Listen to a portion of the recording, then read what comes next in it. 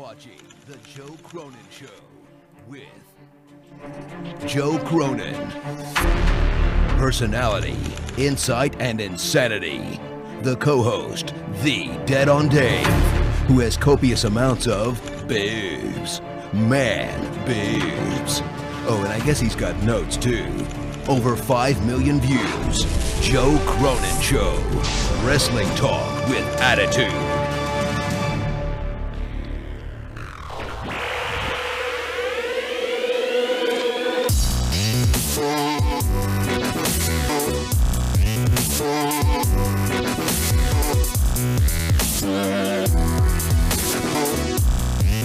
Hey, what's up, everybody?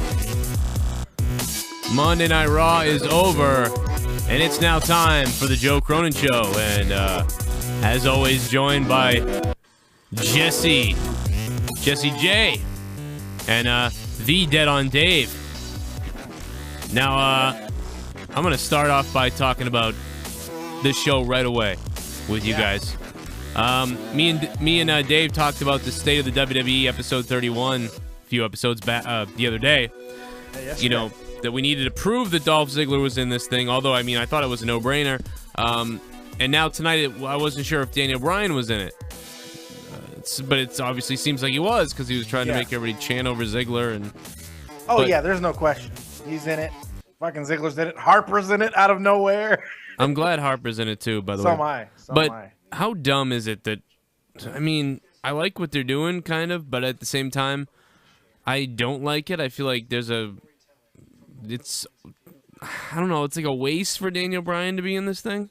I don't think it is. I looked at it on my show today, the show I did today. I looked at the potential card for WrestleMania without adding in Daniel Bryan or Luke Harper, just keeping them into this Intercontinental title match. There's still already a 10-match card that's already freaking lined up for WrestleMania.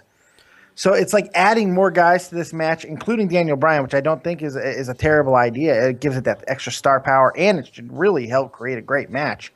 It makes a lot of sense. It does. I like it, and they're pumping up the IC belt in many ways, but they really are. There's still a part of me that doesn't like it because, well, you want him as a top guy. Yeah, and exactly. So I'm not going to be happy with that, but I am. But the match could be the best match of the night. It's like. It's weird. It's like we're getting Money in the Bank ladder match, but instead with the IC title. But that's where it originated anyway, was WrestleMania. So, but I mean, the ladder match really originated with the IC belt and Shawn Michaels and Razor, and Bret Hart. Then it became about, the tag team belts with the ladders, and then it became about the Money in the Bank with the ladders. But the first time you really got excited over a ladder match was the IC belt. With Shawn Michaels and Razor, and Shawn Michaels and Bret Hart had a couple, and so I like that it's going back to that, and that I think they're all trying to pump up the IC title. Yeah, I think all these guys are trying to make the belt, make the match, and I don't know who's going to come out with it, but I feel like it's going to be. You know what? I don't know. See, I got a sinking suspicion it's going to be Daniel Bryan. They're going to give him a moment, and I got this feeling it's going to be Bryan or Ambrose. The thing that stinks about it, though, about this match is, like, Dolph's had it now, so Dolph wins it. I guess that's kind of it. Really, you'd want Dolph to win this normally, but then Bryan's in there, so now you want Bryan to win, I guess. But then Dean Ambrose has never had it, and he would be great with the belt, so give it to him. So I'm confused. How about the scene stealer, R-Truth? I mean, how about this guy too, who is adding just gold to these segments? I'm loving what he's doing. I love that they're going back to kind of crazy, unpredictable R-Truth.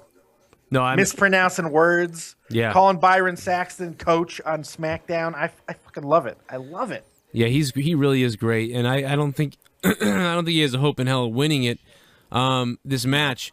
But I liked that he's in it and he's entertaining. And the thing about it is, it's just like Daniel Bryan to me. I feel like this guy could have done more than this by now. For him to be in it now, he should have been in it 7 years ago. Sure. But it would be cool because whoever wins this belt, it would be cool if R-Truth went heel and came after them for the belt. Yeah. Well, there's so many opportunities that they can go after this match and even during the match. I mean, you got to assume that Sheamus is going to get involved as well. There's all of these guys that for after it and even during it to really just build this mid card. And this is what we've been complaining about, something we've been wanting so much. And any of these guys could easily be propelled to the main event scene after WrestleMania, be it Daniel Bryan or Dean Ambrose, whoever. But the guys who are left over is going to be the core of a very strong mid card for the beginning of the next year. There was a lot of stuff tonight that was nice. Tonight was almost like PG Attitude Era, like PG version. It was there's some good dick jokes, some strong language a lot of the times. Paul Heyman was just straight up raw, which pun intended. What the hell was going on there with his mic? Loved it. Whatever was going on, do it all the time because that was fantastic. You know what else I can say about tonight? My favorite. How about my absolute favorite segment of the night? And this, say what I think you're going to say. It went perfectly. And John Cena. Please say Axelmania. Axelmania. Yes. Stephanie McMahon. Crowd reaction to everything was on. Stephanie was on. John Cena was on. Curtis Axel was on, and the crowd wanted him to become the WWE champion tonight. Curtis Axel is showing some serious promise. Did you hear JBL? Actually, after when I was saying it in the living room, then JBL said something like that was sort of behind the scenes, like oh, he's finally showing something, or he said something like that. Yeah. And I was like, oh my God. They mentioned it like it was so good. Remember we talked about if only this guy could just get something to go on, and they end up and he just fizzles out. Then he goes down to NXT. Yeah. The only thing he's left to do now, in this emergence of himself or the beginning of himself, because everything else before this has been he's been there but seemingly not owned it or deserved it.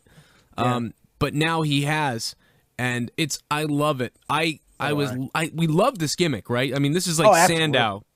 Isn't it funny that sometimes guys need to go to a ridiculous angle that doesn't seem like it's going to work or it's going to be completely ludicrous, and then it just kind of redefines them in this beautiful way. And Axel's got a chance, man. He has an opportunity. Are they going to waste it? I have no idea, but I love this current angle. If you go back to Royal Rumble, the night when we were talking about Rumble after it was over, we actually said in our conversation about what happened, what if Curtis Axel comes out and he's like, I had never lost, I'm the Rumble winner, and there's a controversy. And then we also said, what if he just keeps saying that, and for like the whole year he says he's the Rumble champion, and then he does. That's what happens. And so when he came out tonight, I was like, I have been in the Rumble for 35 days, or whatever the fuck he said. Love that. Oh my God. They need a clock. They need like a countdown clock or of just a running tally of his days. You know what they should do is print out a T-shirt every Monday Night Raw for the audiences, the changes. Yeah. That would be great. Who by the way, Hulk Hogan wants another match. Who thinks he's going to bury Axelmania at WrestleMania now? Oh, God, yeah, that's right. That's a good possibility. Because here's what you could do. Hogan doesn't even have to have a match, like you said. No, he doesn't. You could just have Axel could be doing Axelmania, Hogan comes out, or Hogan could be out, Axel could come out and start talking about should be in the main event tonight, and and say something like, I'm going to come out too, and no one can stop me because I deserve to be in the match. And then Hogan just ends up burying him, and then Michael Cole said something like, well, not anymore, now he's heading to the hospital. You know what? I have a sinking suspicion about this as well. Axel's going to win the Andre the Giant Battle Royal, or at least we think he is, and then Hogan's going to come out and eliminate him. Oh, that'd be funny. Something like that. Or how about it's apropos in a lot of ways. What if Hogan was in the thing? I don't think he could do the entire match, but I think that he can come out towards the end or after it. It would only work if they could do. That's why I think you're afraid to do it because it takes away from the Rumble, itself every year. But maybe they're afraid to. But if you could have wrestlers come out, and unfortunately they don't have enough time to do it, come out and be entered into the Rumble, it would be surprising. You know what I mean? By the way, a couple of people asked me if me and Tommy C are no longer friends, and a few other people have said, "What the hell are you talking about?" So we went to do Monetize This the other night. By the way, I was sick today. I was really sick. I'm sick right now, actually. That's why I'm not even on camera right now. Sick in the head. I'm sick. I want to throw up. This morning I thought I had appendicitis. I've got an amazing migraine right now. I have no business even doing this show. I am going to go to work tomorrow, which I didn't today. and I did not. I was dead. It was a horrible day. But anyway, so on Monetize This, we got into an argument, sort of, and Tommy was just going crazy, and he wouldn't let anybody talk because he was just going crazy. And finally, I'd had enough, and I flipped out, and I ended up smashing my window in my house. Windows may have gotten broken, microphones may have been harmed. So let's go back to that moment here. So, No fucking country is like fucking Germany with the internet. How the fuck is this? That's not true. That's not true because you don't know what you're talking about. You're about all you want. You're gonna act like That's not true because you don't know what you're talking about. you don't know what you're talking about. Listen to this. That's Stone Cold got nothing on this. that's not true because you don't know what you're talking about. You're about all you want. You're gonna act. Smash. The show should start with that smash now. It's so satisfying. I absolutely love that. Of course you did. If I'd killed myself on the air, you would have had semen in your ass. Oh yeah, absolutely. Jesse's like, well, no unicorn's blood today. I'll take destruction of my friends' friendships. Oh my God, that's how you manufacture unicorn blood. That episode.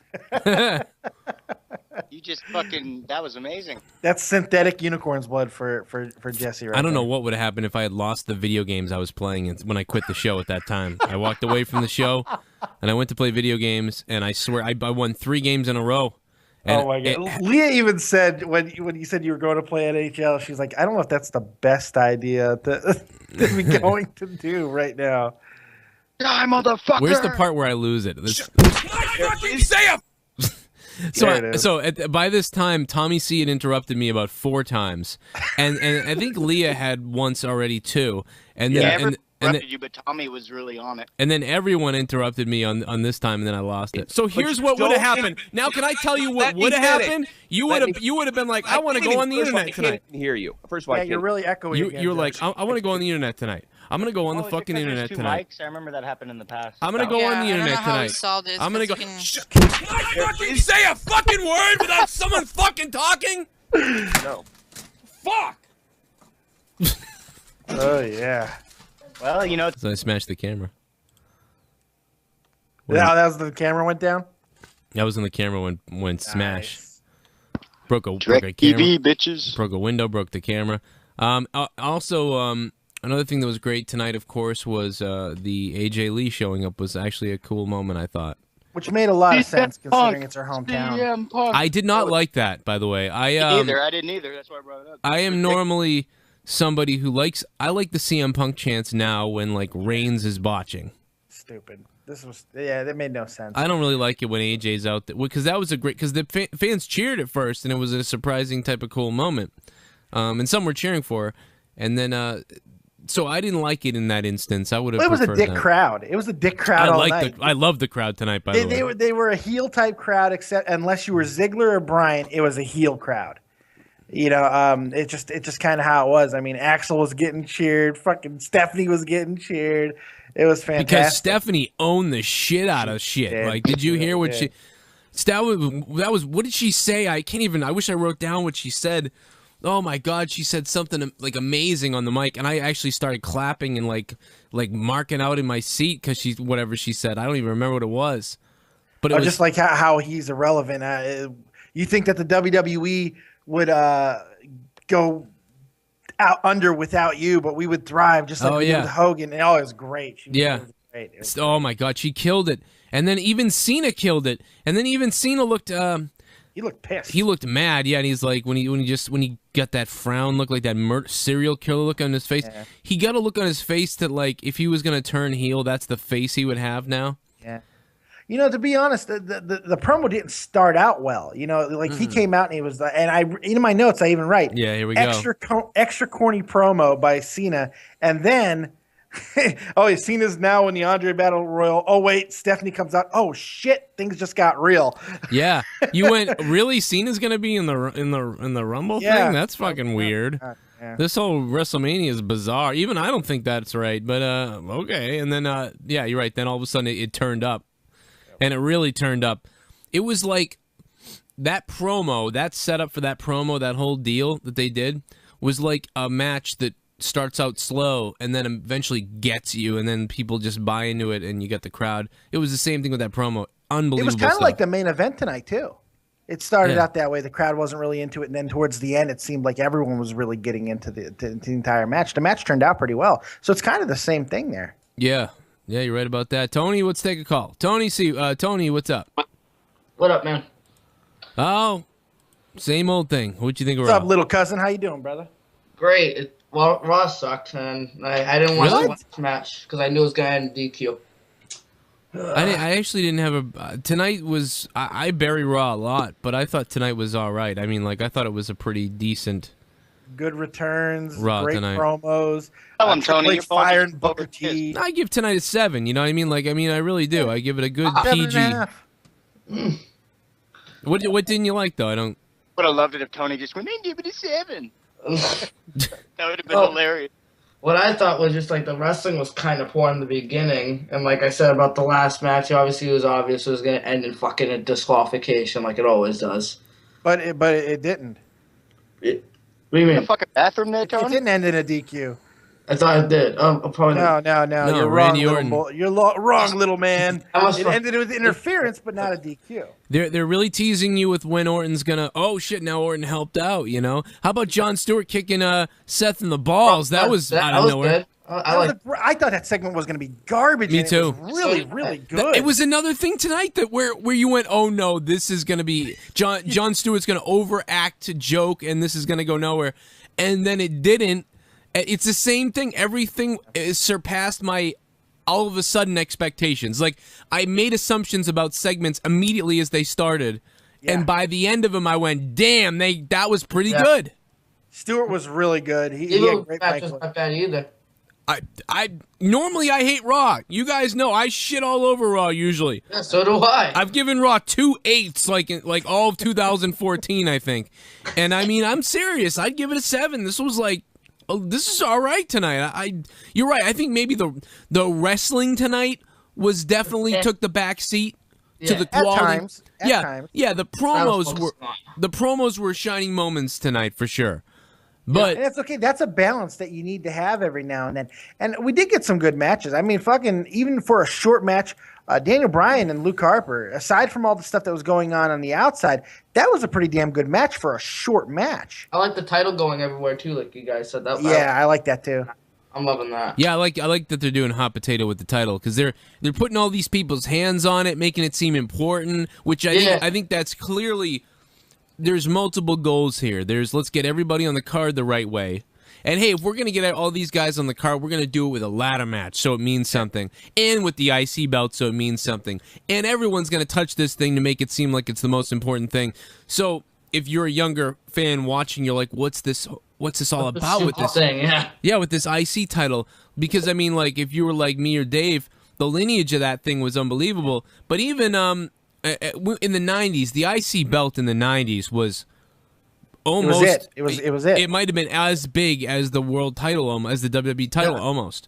It was just amazing. It was a huge deal. And then you knew whoever had it was going to be the next guy. Yeah, that's what I was gonna say. Yeah, the people that were going for the world title got the Intercontinental title. But even when they changed what the belt looked like in the 2000, and they changed the title, what it looked like, and then even though it was still the Intercontinental title, it was still a big title. It definitely was, but it became a little less. It became a little pushed in the background because of all the stuff that was going on. There was NWOs and SmackDowns and Raws and the world title integrated when WCW, and so that belt just and then it got passed around to everybody, and it was just you're just going to lose some of its importance naturally. Not that they purposely were like fuck the IC belt, but no, you get the world title now with the WWE title.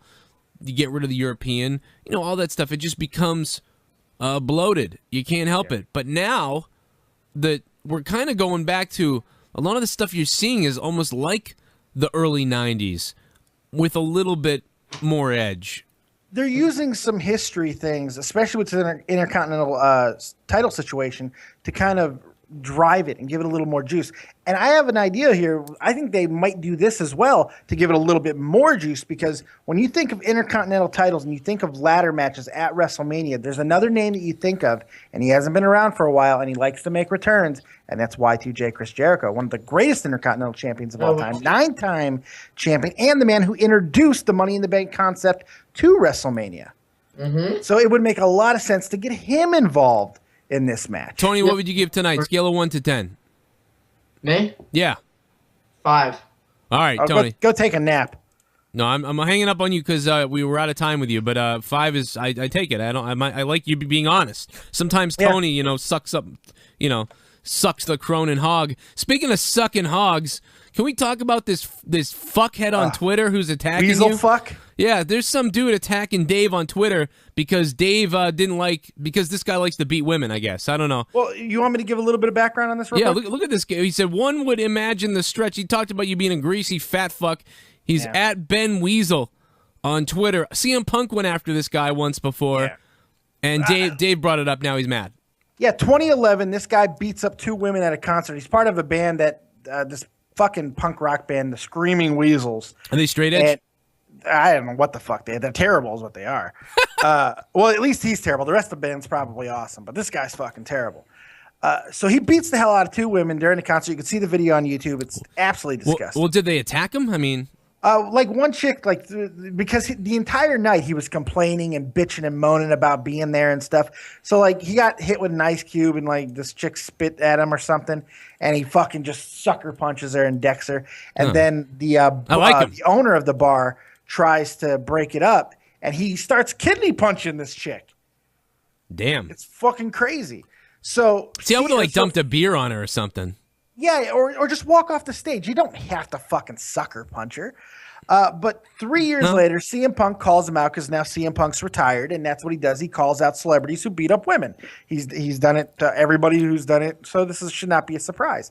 And this could have been a publicity stunt because they're both from Chicago. Yeah. And a concert was going to happen with Weasel in Chicago. So there could have been some publicity stunt work behind it. But CM Punk seemed quite serious, like he usually is when he calls out guys like Chris Brown and shit for beating up women.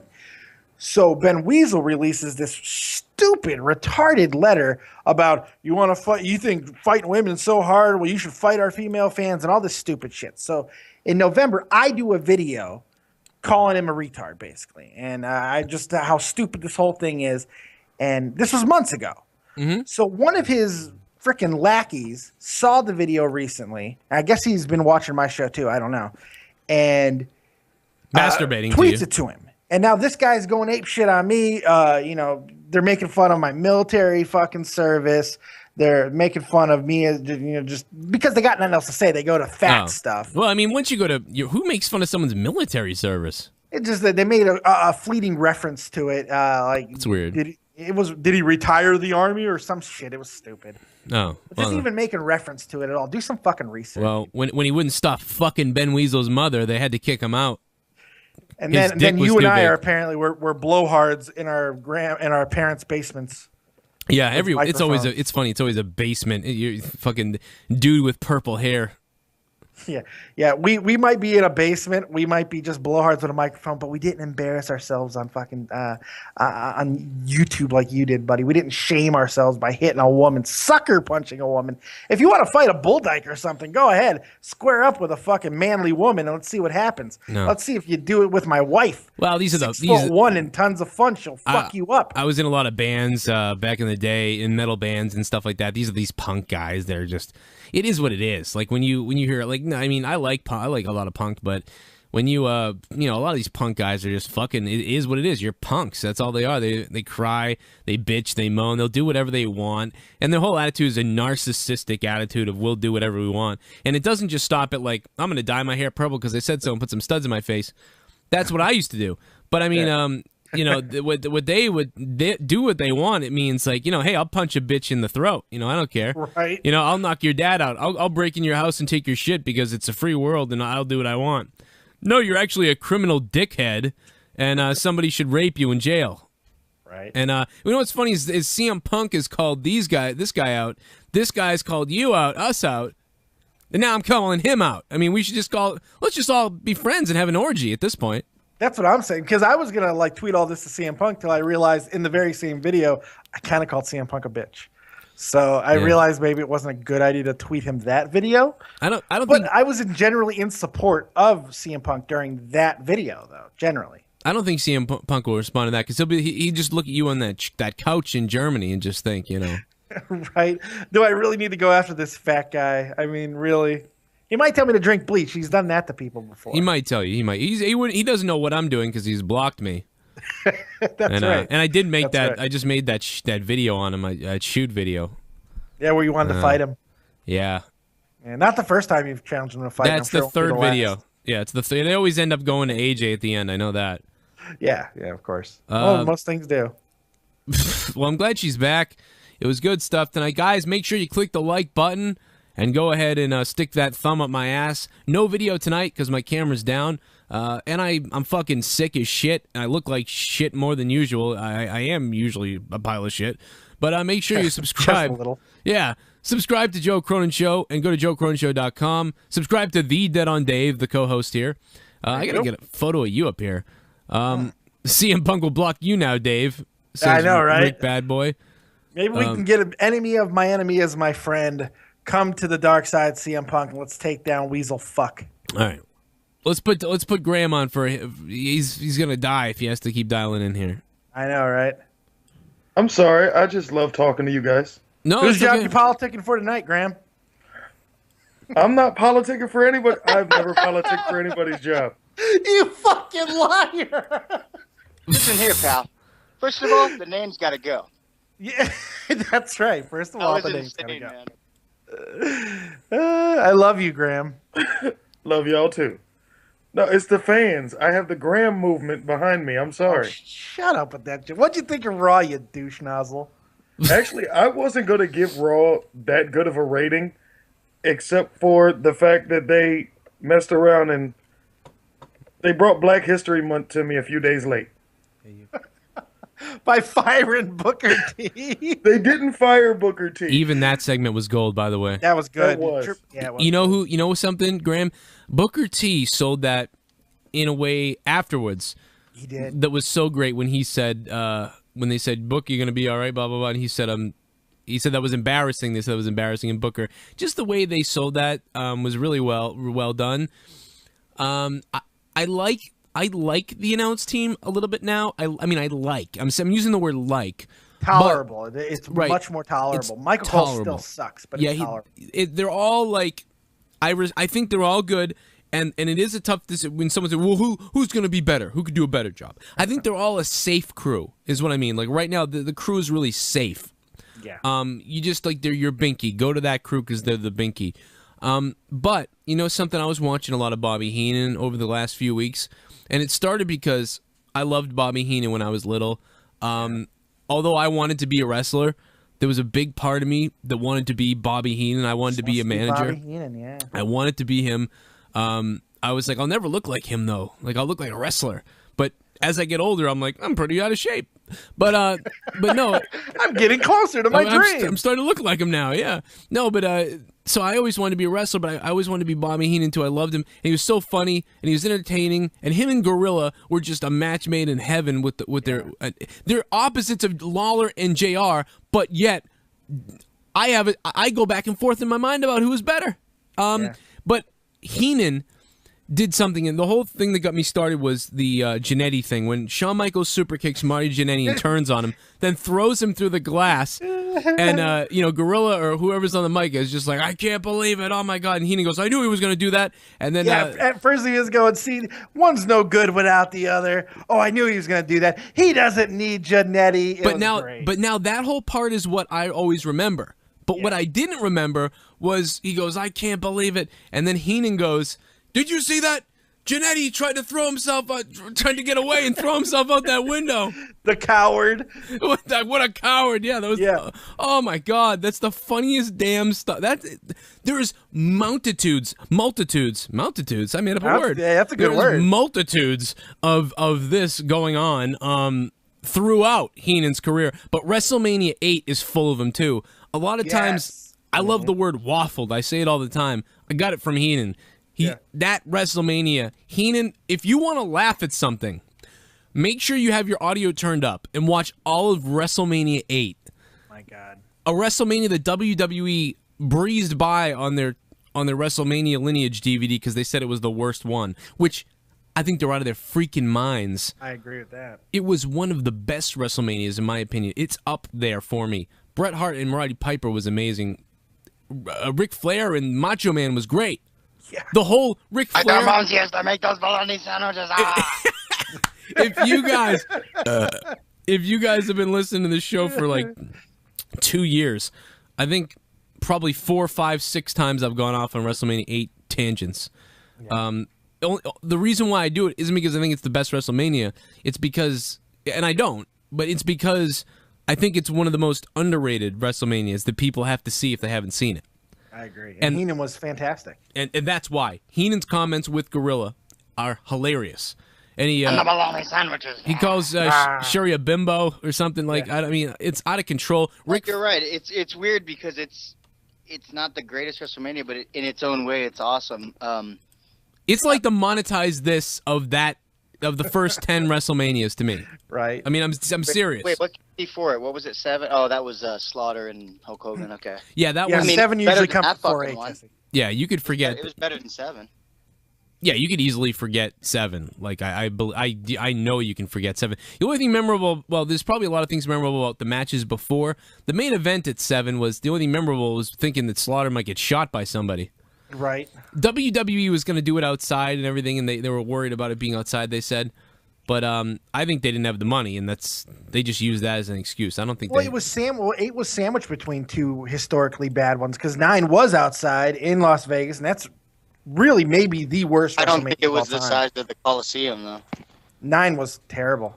9 was just god awful. Here, by the way, here's Shawn Michaels throwing Janae through the mirror at the window and everything that Heenan says. This is worth it.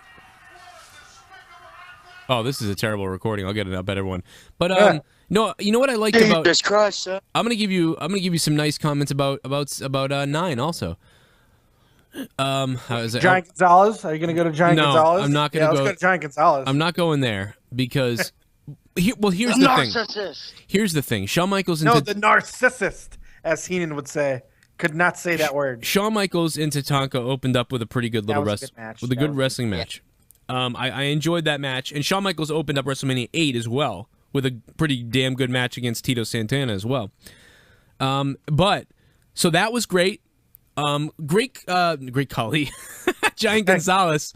It was Same cool. difference. It was cool just to see him in the ring with Undertaker. It wasn't good, but then they did the whole thing with him getting disqualified, and that was kind of interesting in a way. Yeah, Chloroform, Heenan, he's got it. You had the 2 doinks, something in double vision. The only good thing about the Giant Gonzalez was the hair that was on his dong over that friggin' bodysuit. yes. That was the only good thing about the Yeah. Giant Gonzalez because the dong hair is fantastic. I have Funny, to. Jim Ross was even selling it back then. Oh yeah. Oh, if you people were here, the stench of that chloroform. Yeah, With it was. 9 though, Yeah. I think they screwed up with the Razor Ramon Bob Backlund. Why is that? Because I mean, by that time to me, Bob Backlund was too far out of his prime to even be going up against a talent like Razor. I don't know about that because No. he later on he comes back for even more. He came back for more. Yeah, but later on, Tosevich is rolling all over the place right now. If he's hearing this, because I know he wants to fuck Bob Backlund. But no, the Put me in a chicken wing, Bob. Put me in a chicken wing. put me in the cross-faced chicken wing. Why does he always want that? Because I can feel his man bar. No, the thing was, Razor was fairly new on the scene in the WWE at this time. Bob Backlund was a former WWE champion, longtime reigning champion, and they could utilize him as a name and fuck it, throw Razor and let him bury the former one of the top 10 in the world. I think Backlund's like on the top 10 of longest reigning WWE champions. Yeah. And by the way, here's your audio clip now. A little delay, but it almost sounded like Tommy breaking my window the other night. Here's Heenan's comments after Shawn Michaels throws Jannetty through a window. Glass window in the barber shop. Jannetty tried to dive through the window to escape.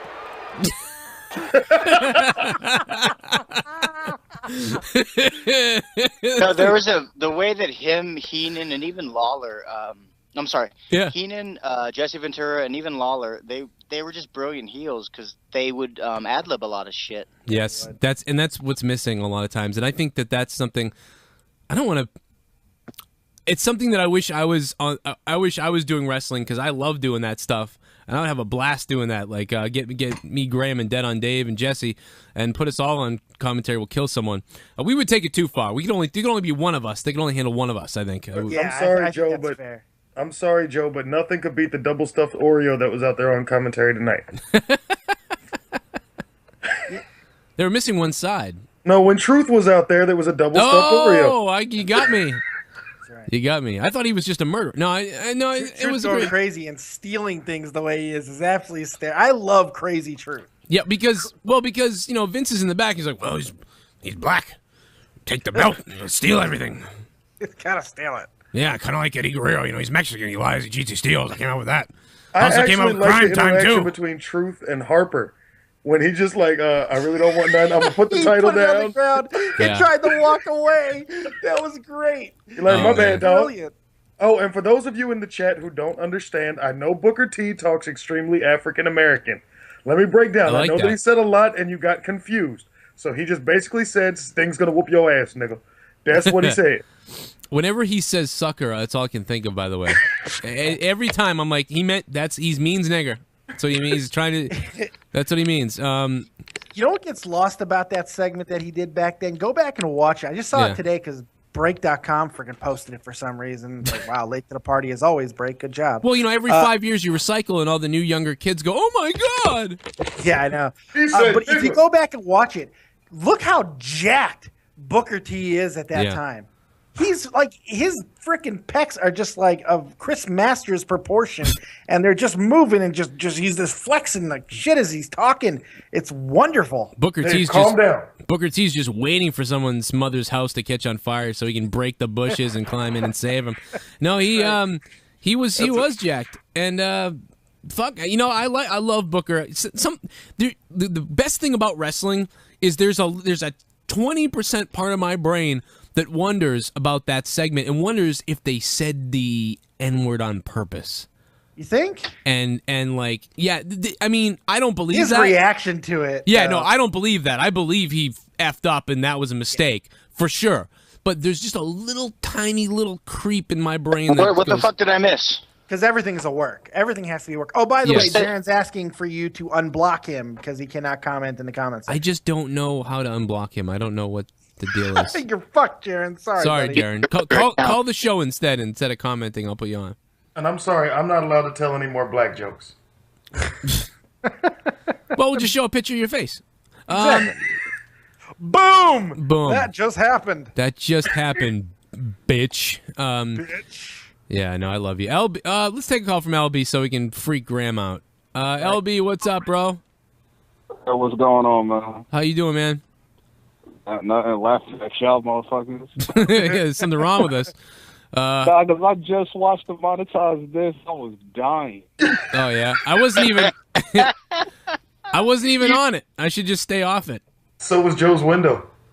Yeah, when then Leah got on drunk. What was funnier, Joe breaking the window or Leah and Tommy going at it? Like, oh no, you know what was my favorite part of the night was when they said, "Can you say happy birthday?" and Leah starts typing it.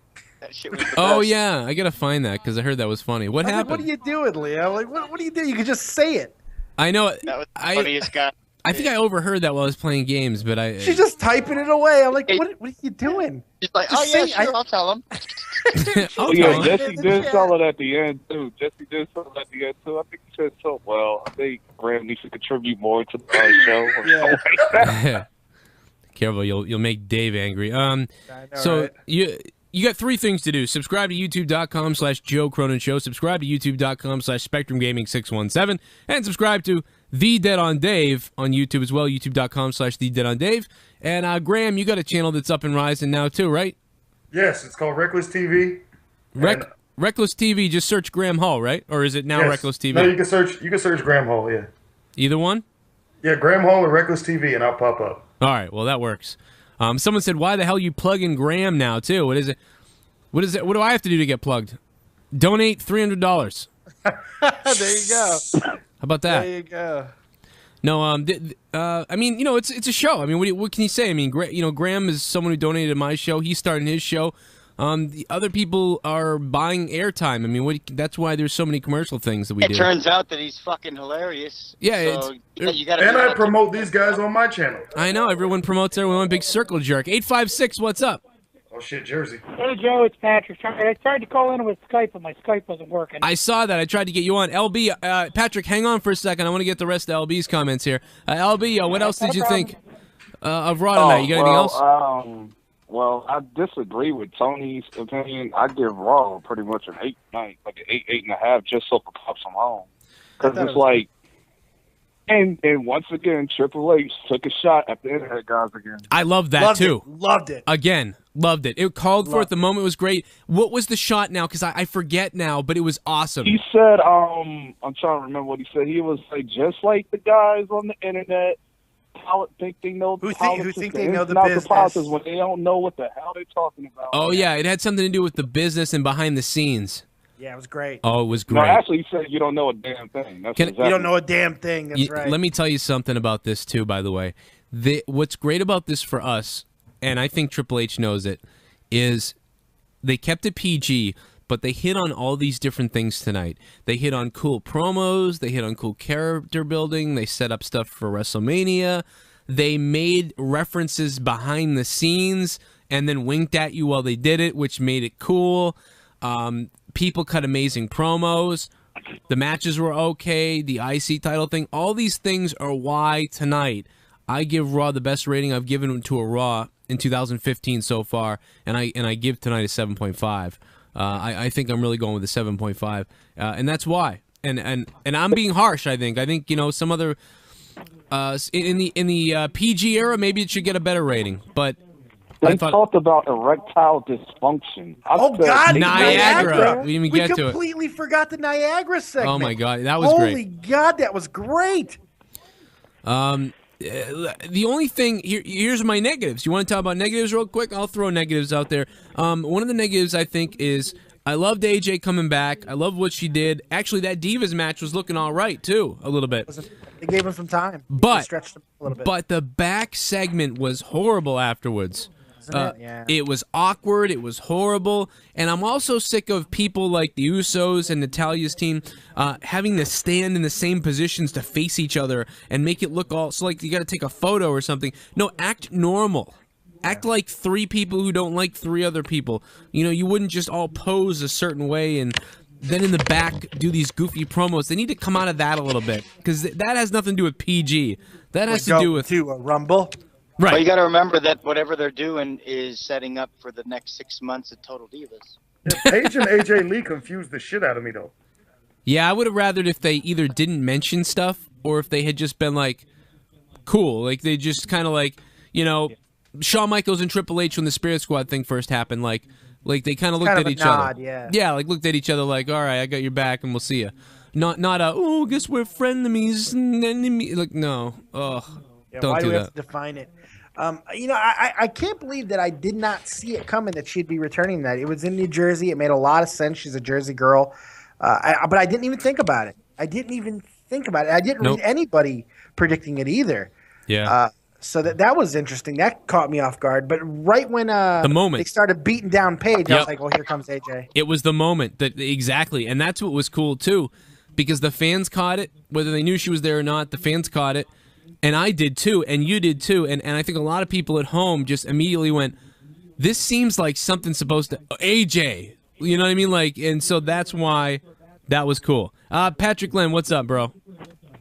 Not much. After I sat and thought about it, I had initially gave Raw a 5, but Jesse, hold on a second. Jesse, I'm gonna come out there and snap your dog's neck. I'm not fucking kidding, bro. No, I'm just kidding. I love dogs. Sorry, Pat. That dog is fucking crazy. All right, go ahead, Pat.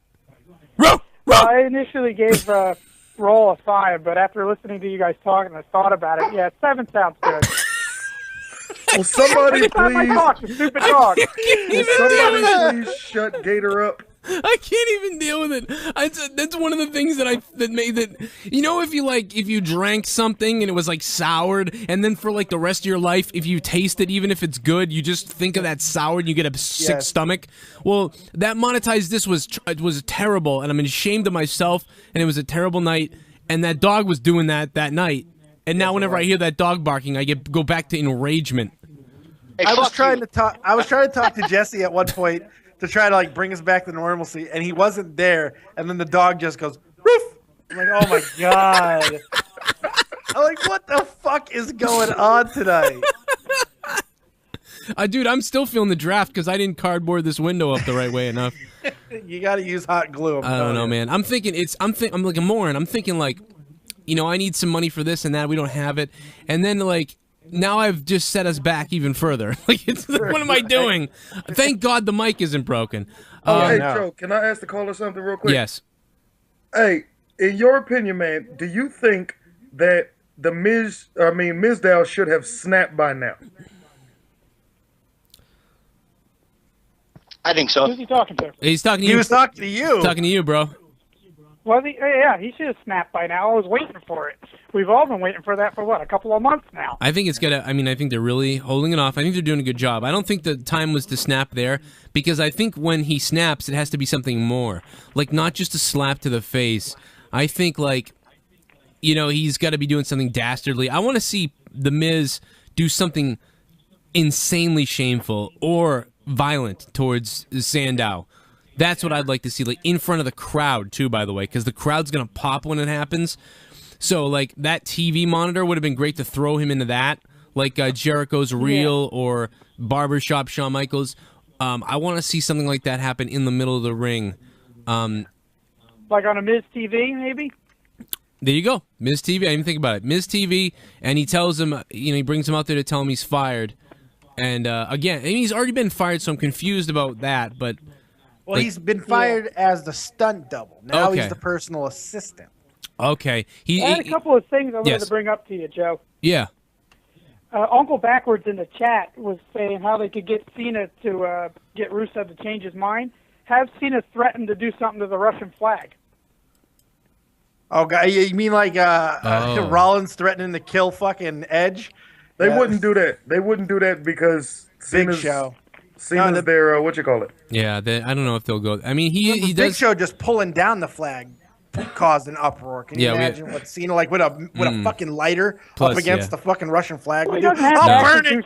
No, he'll take Lana or something like that. Like he'll have Lana Lana are really together. I didn't know that. I just found that out. Who told me that? Leah told me that. They just bought a house or some shit in Florida. Well, buy me a house. No, what they should do is John Cena abducts Lana. I'm serious, and he threatens to sign her up for 100 wishes in a row. No, fuck it. What you do is you go old school villainy and you have him tie her up and put her on railroad tracks. And the only way that you'll get her off the railroad tracks is if you give me that match at Mania. Yeah, And you get like Cena with a long mustache. Right? Yeah. Oh, yeah, Dudley you get him with a long mustache and you have him like, that'd be great. I'm feeling a little bit better talking to you guys tonight. I was really sick today. But Boris and Natasha thing too far. Thank you, Graham. I was about to say that. Whenever I hear Lana talk, she reminds me of Boris and Natasha. We must get Moose and Squirrel. The Moose and Squirrel. Pat, what would you give tonight on a scale of 1 to 10? 7. I agree with you on that. 7. Okay. Cool, man. And the guys in the chat are complaining about, Orton and all that stuff. Guys, relax. It's just to prolong the storyline for him and Rollins. I'm actually enjoying it. I am enjoying it. Because with I Dave, loved the whole thing with Jon Stewart tonight. I thought that was great. Oh, it's gold. Jon Stewart's promo was phenomenal. And a nice kick to the nuts, too. Yes. He even went back for an elbow drop, which didn't look as good, but luckily they cut away anyway. Yeah, they did. when they showed the replay of the kick, you could see the foot going into the anus, too. Yes. And he cupped it perfectly. I was trying to tell Leah how you do it is you kick the guy in the ass, and it makes it look like you got blasted in the nuts. And you might get a little piece, but nowhere near as bad as like you get like the tip on that fucking nutsack. That's terrible. Joe, I work for a home improvement company. Yes. Wood planks and hot glue. Wood planks and hot glue. That'll fix your problem until you get the window fixed. That don't sound like it's going to fix anything. Thank you, Tim Allen. No, more power. I was going to say I can't say what company I work for. Well, because come I up don't want here. you guys to get in trouble. Binford Tools. He works for Binford Tools. Come on up here and fix it for me. Don't worry, Come fix it. Don't worry, Pat. That's better than Dave MacGyvering the shit the other day. Yeah, I'll MacGyver the fuck out of anything. You know what was funny is listening to me like in the background, like trying to tape. You hear the tape moving, and then me like swearing out loud, like "Goddamn motherfucker! How'd the fucking thing go through the fucking window?" And you guys like have to stop talking for a second and hear that, and then go back to whatever. Two things popped in my mind when you broke the glass. One was Austin's music hitting. Yeah. Yeah. Oh, And I'm second already was working on a Marty video. Jannetty. The second was Marty Jannetty going through the glass. I'm working on a video where I'm like, I say all the crazy things, and then it leads to the smash, and then Austin's music comes on. It's gonna be funny. I'm gonna upload it later. And Tommy, shout out to Tommy C, because I tried to call his show on Sunday when he does his live show on Sunday at 3 p.m. Eastern time, and I was trying to call him so I could play it for him, but he played it on the show, and that ended up being hilarious listening to it. And I really do love Tommy. I think it had more to do with my bad attitude towards life, because I went into that night angry. I went into the show upset. So you could tell in your face when you finally turned it on the camera to you before you went upset. You seemed a little upset. Yeah, I was not right. So I do not. There is nothing anybody has to worry about. And Tommy, you don't have to worry about it either. One thing that pissed me off about Tommy too is afterwards he's like, "Don't worry, Cronin, it's all okay." No, you don't worry, it's all okay. I'll fly out there and kick you in the balls. Don't get hyped now. We don't need you to break anything else. But no, stay calm, old man. No, stay the thing calm. is, there's never an issue. There is nobody that I was mad at that night other than literally myself. There's no one I was mad about. The reason why the show stopped, or I left the show, was because I put myself on the bench. I put myself in the penalty box. That's why I left. Yeah. No one else did anything else. I have a cool little story to tell you guys before I go. My son's birthday was on Sunday. Happy birthday. How old is he? 6 years old. He's 5 or 6, right? He turned 6. Okay. And I got him a Daniel Bryan T-shirt and a CM Punk T-shirt, and he put the Punk T-shirt on, got on the ground, and did the whole little clock thing. Are you sure? Instead of saying it's clobbering time, he said it's birthday party time. At least when he put on the shirt, he didn't just walk out of the party. Yeah, I thought you were gonna say. I thought you were gonna say. So my best friend Kenny said that. He said, "Oh, great, he's got a Punk shirt on. Now he's gonna walk out of the party." He's gonna walk out. Fuck you, Dad. Hey, check him for MRSA. Oh, check him for MRSA. Yeah, check him for MRSA. If he doesn't have MRSA, get rid of him. But if he has it, you can believe him. He's your son. Yeah, and don't give him any Z-Packs. Oh my God! All right, Graham, man. you calling in tomorrow to Tommy's show? Probably. Hey, you know something, Pat? Tell him to run the ropes. Run the ropes. Tell him to run the ropes. Tell him to run the ropes. All right, we'll see you, bro. Have a good day. Don't let you don't have chicken pox. You got the cold. Don't let a damn 2x4 hit you on the head tomorrow at work. I don't know why I said that. So what else we got? What a huge night. Medusa going into the Hall of Fame. Alundra Blaze. You thought it would be really funny that under the podium, it's too bad they already showed stuff, if the night she came out of the Hall of Fame, she picked up a trash barrel and took the belt out of the barrel. I thought it would be kind of cool if she started to take her Hall of Fame ring off and act like she was going to put it in the trash, and then go, I learned my lesson. I did not expect this because of what she did with the throwing away of the title. Yes. Some people have done a lot worse. I love that they showed it, by the way. I love that they made reference to it. Yeah, it was really... That is having to get China in there. It's well, you know what, Jesse? This brings to light. This is one of the first times they really mention controversy while trying to promote the person they're putting in the Hall of Fame. And one of the things to be interesting if China does go in the Hall of Fame, because they can be like China, the Amazon, da-da-da, and all of a sudden, until the controversial time where she left the WWE. Well, they get show it and a night in China. One night in China. Oh, I made some mistakes in my life. Show her licking Going Kermit. into the Hall of Fame, yeah, and then dancing with Kermit 15 years later on a chandelier. I made one mistake. Oh, then there was another night in China. And then they go back to China, WWE Hall of Fame class of 2022. At earliest. I'm sorry, I shouldn't have said that. All that. All right, but so anyway, Alundra Blaze, it just shows you can go on the other wrestling company's show and dump the title in the trash, but you take a dick in the ass and you ain't getting in the Hall of Fame. Well, if you take a dick in the ass in conjunction while accusing the fucking leaders of the company of all kinds of egregious things, then yes, yeah, you're probably not getting in. Yeah. You know, calling the owner a whore is probably not a good idea. You know how you get in the Hall of Fame if you're China, or how you mend the fence if you're China? What you do is you, over the course of these years, make videos about how you messed up in the past, and hopefully someday they'll get past it, and you can maybe be in there, and you'd like to bury it, and you'd like to be able to go in the Hall of Fame. You didn't become Pete Rose. You didn't every year spark up, a bizarro controversy, or accusations, true or false. By the way, true or false. But hey. Because if it was me, if you're like CM Punk and you're like, listen, I don't give a damn about the Hall of Fame, dude, fucking punch me in the face. Yeah. I'm not going to make up shit. That you can go that route. But she's in some kind of bizarro route where I don't even know what's going on. Because before she sparks up any controversy, she sparks up her crack pipe. That's part of the problem. I don't know, man. Who cares? If I was trying to interview her, she wouldn't do it, so I don't give a shit anymore. You don't come on my show, I'll just bury you myself. Like Bill DeMott got buried in accusations by, holy shit. Like, not the first time, by the way. Not the first time. And listen, you can tell when you see Bill DeMott on television, and I can tell you from being in wrestling school, that people will take liberties, they'll belittle you, they'll badger you, they'll run you till you throw up. They don't, and hard to tell. Is this tough love, or is this actual hatred that this guy has? Is he getting off in some way in what he's doing here? It is hard to separate those things. And if you go into wrestling school and you get punished and beat up and you think these people are against you and you quit, that's what they want. Yeah. So I can't tell what to say about this. I understand, like, there's a wrestler making accusations about Bill DeMott, big-time accusations. This has gotten more press than most of the previous ones in the years. Yeah. And this is where's the clip of it? I wanted to read this one part. He mentions on 2 separate occasions, Coach DeMott forced me to perform dangerous moves without properly warming up. I mean, there's a line there.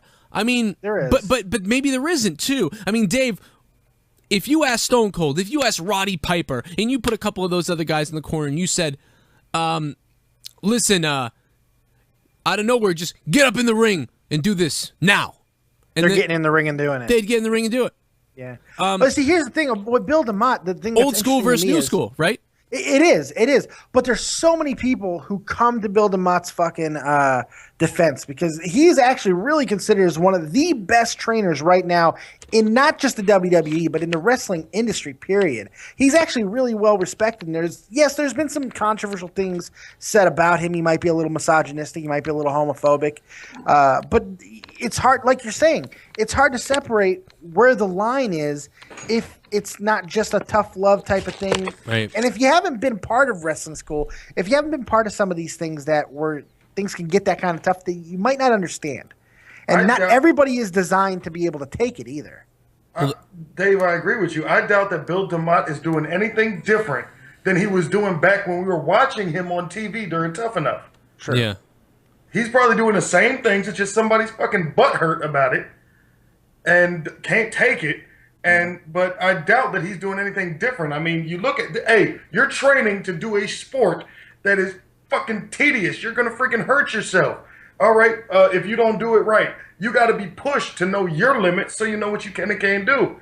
Stop being butthurt and being a bitch about it. Man up, do the job, and move on. That's my opinion on it. I'm sorry. That's really true, but at the same time, if he is crossing a line, then just because it's been done in the past, it doesn't mean that it needs to continue to be acceptable. Now, we don't know if that line is truly being crossed or if it's just perception. Yeah. But if it is, then it needs to be addressed, and you would think it would be. It would. Because the WWE doesn't need these controversies. I know that I know I would take a lot because of what I know. I know I walked away once early, and I realized what was going on, and I went back.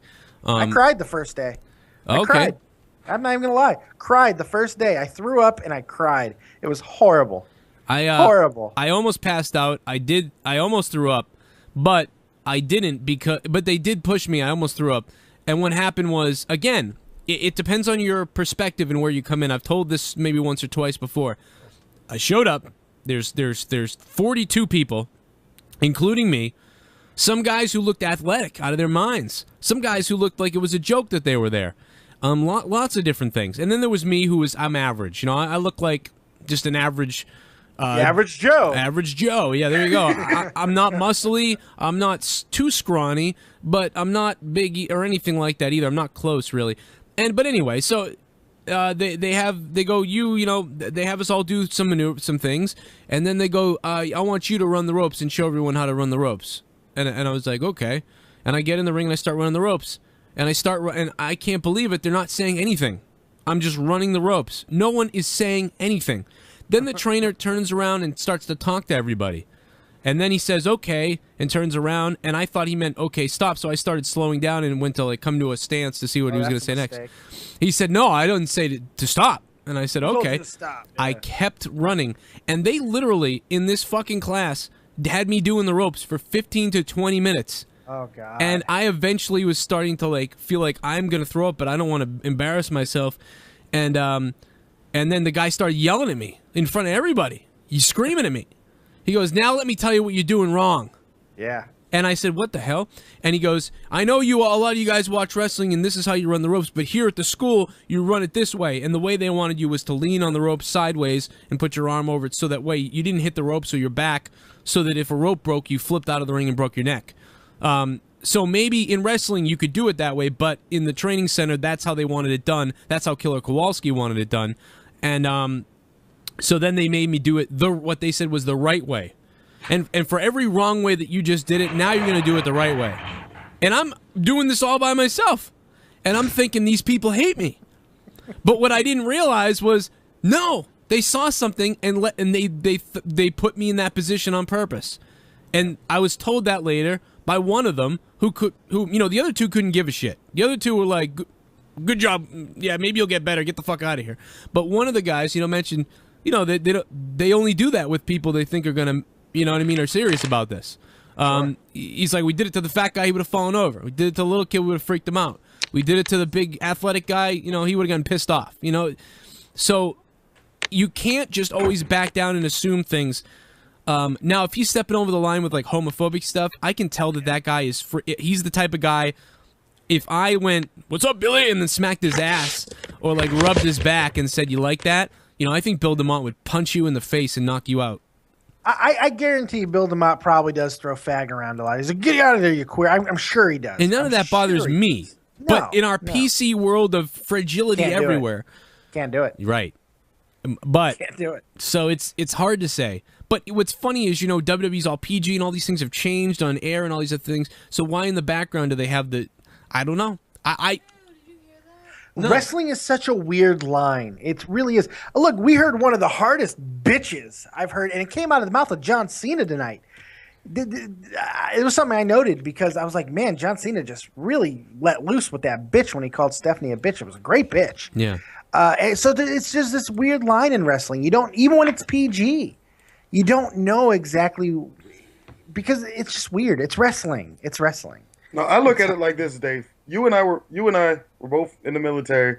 You and I have been through the different training regiments, and different training areas. Yeah. And let me tell you, you get called some shit there. Shoot, I coach football. You hear stuff like that, especially when you hit the high school level and college level. Look, hey, coach might not have a filter, and Bill DeMott is just that, a coach. Right. Yeah. So that's what I can't tell. Are people taking this the wrong way and need to shut their mouth and learn how to wrestle, or is this legitimate? And I'm until there's an action on it, or there's some more sort of proof on it, or somebody got hurt, or something. I mean, I look at him like that's a tough guy, and you know what? Yeah. If you can get past Bill DeMott, then you can be in the WWE. I just look at it like that. I'm looking at it from and I'm not a very tough. I don't think I'm too much of a tough person, honestly, at all. Well, your window would beg to differ. Yeah.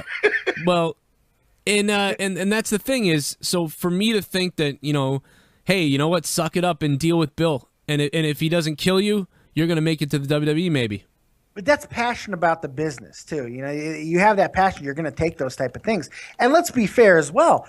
Bill DeMott could be a great trainer, which we all think that he is, but he could also be a scumbag human fucking piece of shit too.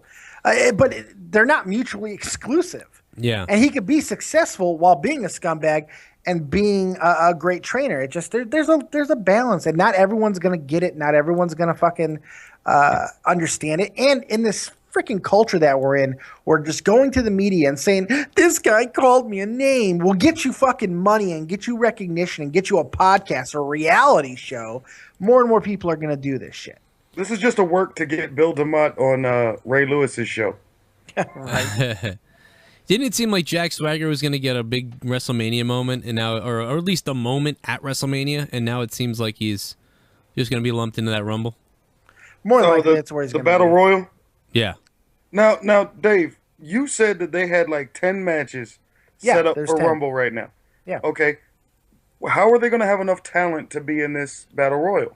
Oh, because you know what I think that we're going to see is all the guys that you normally don't see, like Miz, Mizdow, Rowan, Swagger, New Day. Axel. No, I think you're going to get Day. You're going to get There's those plenty of guys. No, Mizdow and shit are going to be in there. I think they're going to be in their own match at WrestleMania. Oh yeah, but right now they're both scheduled, or at least Miz has already announced himself for the Andre the Giant Battle Royal. So you think the turn will come then, and not? I they think won't it have a could. match? I think it could. I also think that Big Show and Kane will be in that Battle Royal. And you know what? It's a possibility that some NXT guys could show up in there. Yeah, some legends. Who knows? What about J&J? They could do it. Why not? Yeah, I mean, there's tons of. I'm not worried about people filling that match. They have tons of talent. Tons this of isn't talent. like 1995 or 96 or whatever when they needed to They like. just don't have a lot of top level Yeah. talent right this second. There's a lot of bodies that can go in there though. That's not a problem. A lot of building. There's a lot of guys that are right at that cusp. Let me tell you. That's why I think we're at the cusp of a new fucking boom. Again, I mentioned that we really don't now believe that the Undertaker will not show up, and they will do that Undertaker WrestleMania 20 type of deal where, oh my God, he's back. You know, here he is. Light some more caskets on fire, Bray. Mhm. I'm okay with it. Yeah. That was somebody a cool mentioned. promo. Somebody mentioned earlier that was Tasovich casket that got sent on fire. I'd walk through. Did you notice that he used Undertaker's old line? I'd walk through the fires of hell. Yeah, he did mention that. That was fun. That was a cool line. Sign of the I night. finished Sign it. of the night. Brock Lesnar. The Brock Lesnar sign: eat, sleep, no show, repeat. Oh God. Sign of the night. They are. That is got to be a worrisome thing right now because they don't know what the deal is right now. Apparently. Now, according to it, they are fighting over contract, right? That's that's what's going on right now. And apparently, some higher ups in the company went to Vince and said, or the creative said, "Hey, should we start making alternative plans?" And Vince said, "No, Brock's going to show up because he knows if he doesn't, we're going to sue him." So he's going to show up. But there is that doubt within creative right now because, you know, this was a weird situation. They're fighting over a contract, which I think is actually a good thing because I think it's going to lead to Brock staying, which would be awesome because it could slow down Do you this really Roman Reigns train. Do you think now that they're really going to let him stay after what he's done in the past and now doing now? I mean, isn't this a little like worrisome for them? I mean, missing shows is a big thing, and Well, he didn't miss a show. He walked out because of a dispute. This is why there's a difference. He showed up for the show, and then apparently that shouting match was not just one-sided. It was Vince's hit in his face and Lesnar right back in his face. So I think in a situation like that, they're going to give him the pass. I don't. All right. Well, hey, maybe. Maybe I'm wrong. I I'm wrong. I could see them being like, "We need you." But what if Lesnar isn't going to be back now, and he just books it in at WrestleMania? Do you think he would do that? You know what I mean? Again? I'm worried about that. Part of me is worried about that because this is Lesnar. This is not a guy that we can say for certain he's always going to do what's right for the business. No, he's going to do what's right for Brock Lesnar. Yes, and that's not just a saying. That's reality of it's truth. reality. And I mean, go watch WrestleMania 20 with him and Goldberg. I think that was more. Leo watched it the other day because what the hell is this? Yeah, it would be the first time he sandbagged the fucking WrestleMania. It would not be the first time. I think clearly Lesnar didn't want to get hurt in that match because he was going to UFC, and clearly Goldberg isn't the best of wrestlers. Well, he was going to play football. And- That was his plan at the time. Oh, right. Lesnar was going to play football. That's right. Cut by Minnesota Vikings. Yeah, it didn't last long. No, the dream died quickly. Then he got a new dream because he's Brock Lesnar. He can do anything he wants. He could eat a human being on camera. It would be awesome. Now, something that Hulk said about Andre the Giant Is it like? Do y'all think it's like the same scenario with Brock Lesnar, where it's like if Brock Lesnar doesn't feel like losing, he's not going to lose? Possible. Like even if he's booked to lose, I think he's going up against freaking Roman Reigns. All right, Brock Lesnar's a real freaking fighter. He could hurt Roman Reigns easy. Some people argued it happened last year. Some people argued that he just was. I mean, some people believe that Brock just simply won that match against Undertaker because he wanted to. Some people believe that there's a conspiracy there. You know, I mean, it's crazy. No, them two. Undertaker called him out at his freaking match. That was all great. the work and shit. I love that. I love that too. It was so awkward. Right after Brock, because he wasn't expecting Brock to lose the fight. He was going to approach him after he won the UFC fight, but he lost the fight. And then Undertaker's like, "We gonna do this?" And Brock's just like, "Come on, dude." Really now? Lesnar looks like he doesn't know where he is. Yeah. And then and Undertaker's like, "You want to do it? Like, do something." And Lesnar's like, "I think I know you." That's what it's like. It's like, do I think I know you? Shut up, Mark. Yeah. Lesnar to me seems like the type of guy that would walk into WrestleMania if he didn't have a new contract and just drop the belt in the middle of the ring and turn around and walk out. And spit on it. That would be a moment. What he'll do is he'll have a match and he'll fucking be a weirdo like in the match, and then he'll sandbag it. He'll laugh about it later. He'll go answer his phone next month. As long as we don't have that Hulk Hogan and Big Sexy match again, where he just taps him and he falls. Yeah, the finger poke of doom. The interesting thing about Lesnar is he seems to be a better businessman now than he was back then. He seems to be smarter about these type of things. And I think he knows deep down if he's going to definitely be fighting again. This could all just be a play. All of it. The fighting, the arguments, the showing up in a suit at UFC, all of it could just be a ploy to try and squeeze just a little bit more money out of Vince. Do not think that's out of the realm of possibility. Now, if Lesnar does fuck this whole situation up, what does that mean for Heyman? I mean, that is Heyman's boy. Is Heyman gonna? I mean, Heyman is like talking God when it comes to wrestling. Just put him with somebody else. I mean, I don't think there's any reflection on Heyman. You could do whatever you want with Heyman. Make him a GM, put him on commentary. You can do whatever you want. They'll put him with another wrestler. I think that honestly, I liked him with Axel. Yeah, I wish they would have just been a little bit smart. If they would have went forward with the Triple H thing, I think things would have been different for Axel. Yeah.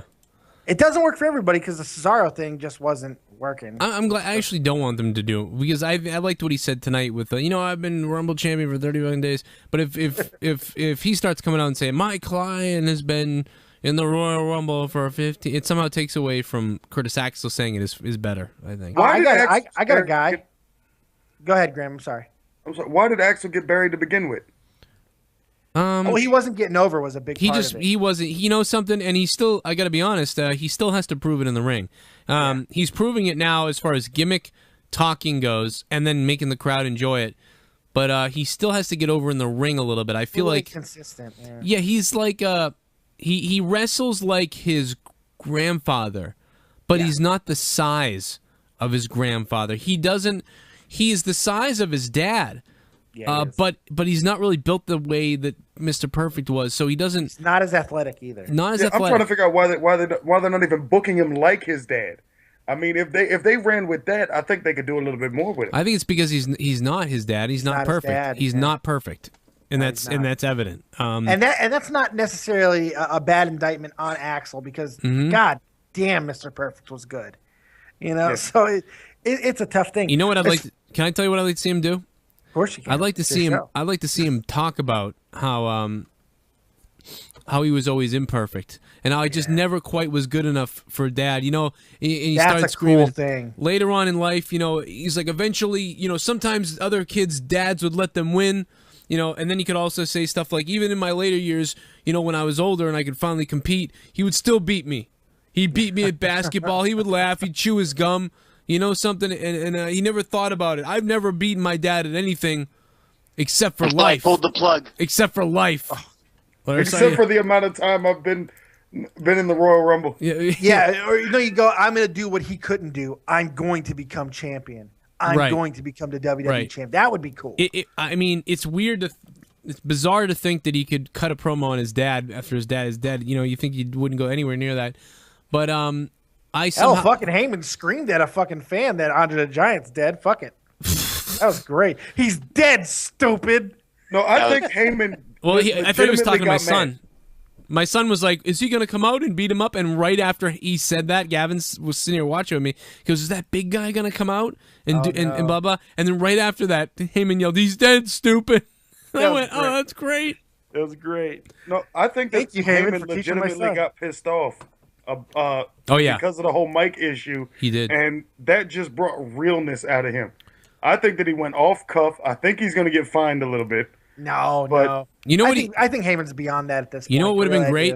You know what would have been great if Heyman grabbed every time a mic didn't work. If he grabbed the mic and he grabbed the other mic and then he started talking to the one that worked, and he said, and just like these mics, my client Brock Lesnar is gonna absolutely destroy, Roman Reigns, and he just threw the fucking mic all the way up the ramp until it smashed, and then he just kept doing that. You know what I mean? I mean, then he might get fined for that, but he might get fined for that.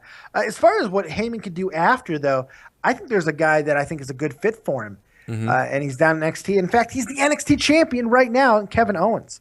I think it would be a perfect fit. Heyman and Owens together would be a great fit together. I think. Yeah, that'd be great. They'd be perfect to stick together. And he's kind of like Brock Lesnar light. So yeah, there you go. I would love that, and they'd be perfect. I would like that too. Or do you put it with someone who can't talk like Zayn? Sami Zayn can't talk for shit, but he can work. Yeah, you're right. No, I don't think he works with Zayn, but I think that Owens is like Lesnar because like Owens can talk. He is like Lesnar. Yeah. Owens can talk, but Owens' actions a lot of times, the way he does things, he executes stuff. Oh God, yeah. It is like being spoken to in a huge way, more than some other people. So the interaction he had with Alex Riley on NXT this week was amazingly well done. Right. Amazingly well done. I'm a little worried about where they're going to go with Owens, simply because Owens, isn't he Canadian? Yeah. And they get screwed over just as much as the black people. Oh God.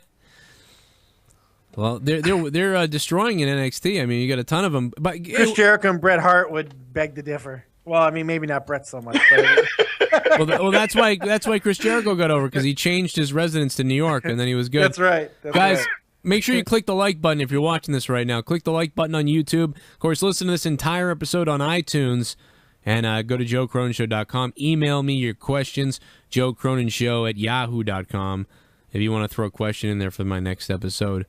3 inches is enough, someone said in the chat. That's all I've read in the chat is 3 inches is enough. I'm going to go back and watch the entire chat. But guys, let's wrap it up. We're going to go in overtime on Twitch, and we'll get into a few more things maybe for like a few minutes on Twitch. YouTube.com/Joe Cronin Show, YouTube.com/Spectrum Gaming. Subscribe to both. Subscribe right here if you like what you hear.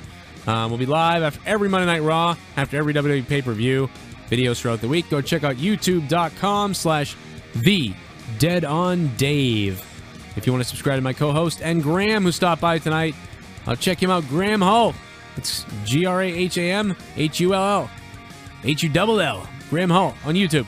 And Reckless TV, or whatever the fuck he calls it. I don't know, Rip Off TV. Jesse J, thanks for being here tonight with us as well. And guys, we're going to catch you on Overtime now, going live on Twitch. And we're about to make our exit from YouTube right now. So we'll see you in a few minutes, live, as we continue in Overtime on Twitch. Right.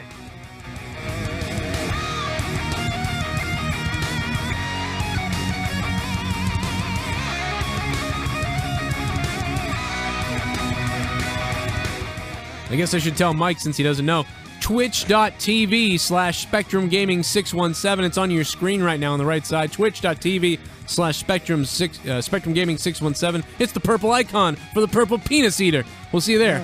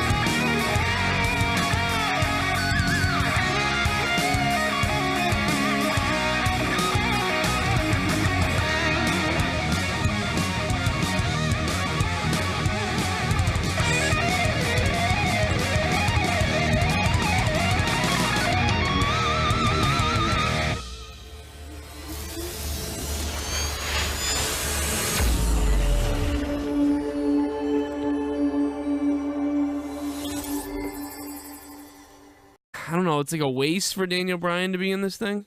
I don't think it is. I looked at it on my show today, the show I did today. I looked at the potential card for WrestleMania without adding in Daniel Bryan or Luke Harper, just keeping them into this Intercontinental title match. There's still already a 10-match card that's already freaking lined up for WrestleMania. So it's like adding more guys to this match, including Daniel Bryan, which I don't think is a terrible idea. It gives it that extra star power, and it should really help create a great match. It makes a lot of sense.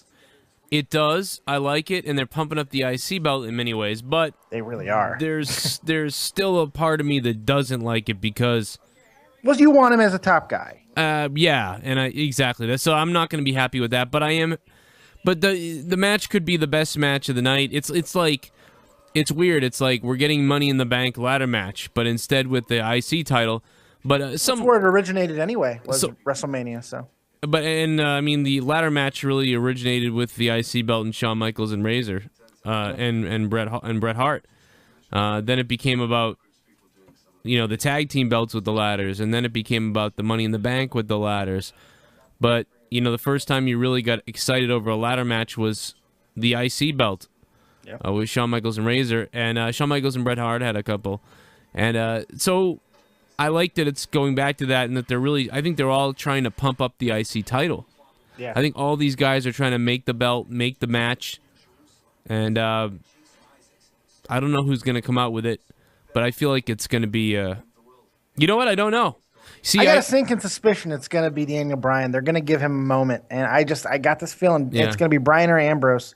The thing that stinks about it, though, about this match is, Dolph's had it now, so Dolph wins it. I guess that's kind of it. Really, you'd want Dolph to win this normally, but then Bryan's in there, so now you want Bryan to win, I guess. But then Dean Ambrose has never had it, and he would be great with the belt, so give it to him. So I'm confused. How about the scene stealer, R-Truth? I mean, how about this guy too, who is adding just gold to these segments? I'm loving what he's doing. I love that they're going back to kind of crazy, unpredictable R-Truth. No, I'm mispronouncing words. Yeah. Calling Byron Saxton coach on SmackDown. I fucking love it. I love it. Yeah, he really is great, and I don't think he has a hope in hell of winning it, this match. But I like that he's in it and he's entertaining. And the thing about it is, it's just like Daniel Bryan to me. I feel like this guy could have done more than this by now. For him to be in it now, he should have been in it 7 years ago. Sure. But it would be cool because whoever wins this belt, it would be cool if R-Truth went heel and came after them for the belt. Yeah. Well, there's so many opportunities that they can go after this match and even during the match. I mean, you got to assume that Sheamus is going to get involved as well. There's all of these guys that for after it and even during it to really just build this mid-card. And this is what we've been complaining about, something we've been wanting so much. And any of these guys could easily be propelled to the main event scene after WrestleMania, be it Daniel Bryan or Dean Ambrose, whoever. But the guys who are left over is going to be the core of a very strong mid-card for the beginning of the next year. There was a lot of stuff tonight that was nice. Tonight was almost like PG Attitude Era, like PG version. It was. There's some good dick jokes, some strong language a lot of the times. Paul Heyman was just... You're watching The Joe Cronin Show with Joe Cronin. Personality, insight, and insanity. The co-host, the Dead on Dave, who has copious amounts of boobs. Man boobs. Oh, and I guess he's got notes, too. Over 5 million views. Joe Cronin Show.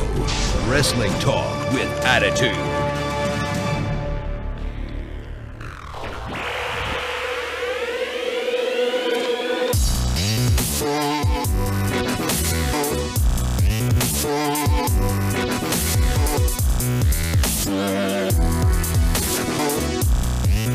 Hey, what's up, everybody?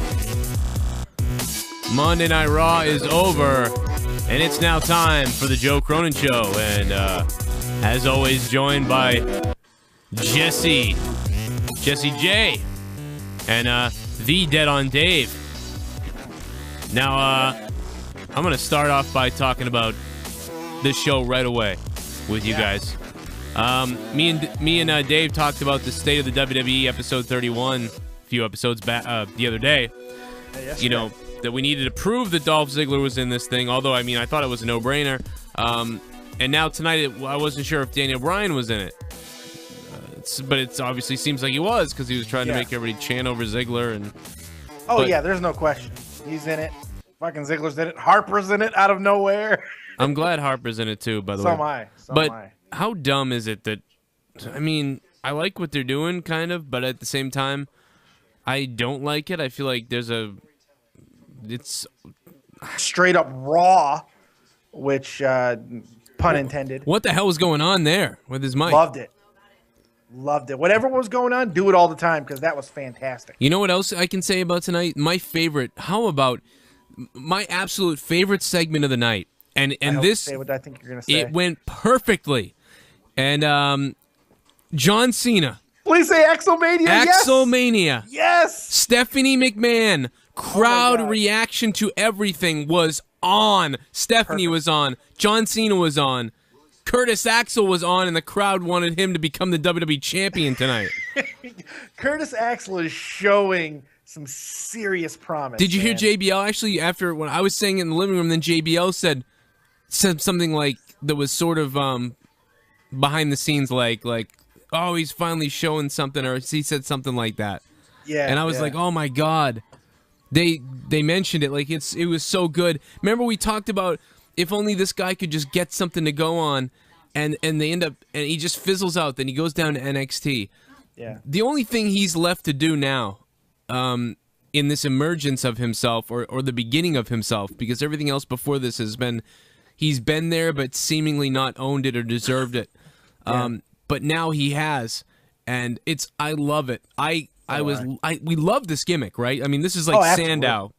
Isn't it funny that sometimes guys need to go to a ridiculous angle that doesn't seem like it's going to work or it's going to be completely ludicrous, and then it just kind of redefines them in this beautiful way.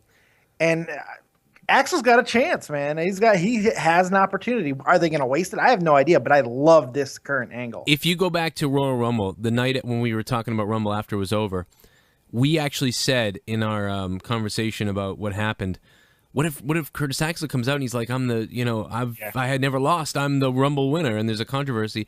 And then we also said, what if he just keeps saying that, and for like the whole year he says he's the Rumble champion, and then he does, that's what happens. And so when he came out tonight, I was like, I have been in the Rumble for 35 days, or whatever the fuck he said. Love that. Oh my God. They need a clock. They need like a countdown clock or of just a running tally of his days. You know what they should do is print out a T-shirt every Monday Night Raw for the audiences that changes. Yeah. That would be great. Who by the way, Hulk Hogan wants another match. Who thinks he's going to bury Axelmania at WrestleMania now? Oh, God, yeah, that's right. That's a good possibility. Because here's what you could do. Hogan doesn't even have to have a match, like you said. No, he doesn't. You could just have Axel could be doing Axelmania, Hogan comes out, or Hogan could be out, Axel could come out and start talking about should be in the main event tonight. And he'll say something like, I'm going to come out too, and no one can stop me because I deserve to be in the match. And then Hogan just ends up burying him, and then Michael Cole said something like, well, not anymore, now he's heading to the hospital. You know what? I have a sinking suspicion about this as well. Axel's going to win the Andre the Giant Battle Royal, or at least we think he is, and then Hogan's going to come out and eliminate him. Oh, that'd be funny. Something like that. Or how about it's apropos in a lot of ways. What if Hogan was in the thing? I don't think he could do the entire match, but I think that he can come out towards the end or after it. It would only work if they could do. That's why I think you're afraid to do it because it takes away from the Rumble, itself every year. But maybe they're afraid to. But if you could have wrestlers come out, and unfortunately they don't have enough time to do it.